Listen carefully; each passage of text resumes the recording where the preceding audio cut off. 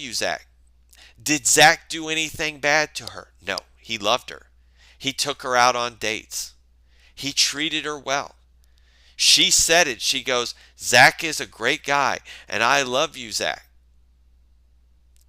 But she left him for the what she believed was the bigger, better deal.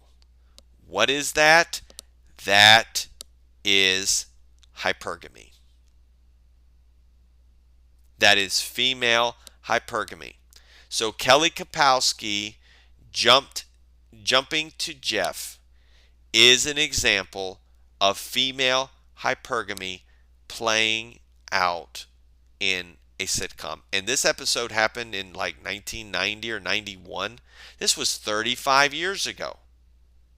They're telling you about female hypergamy.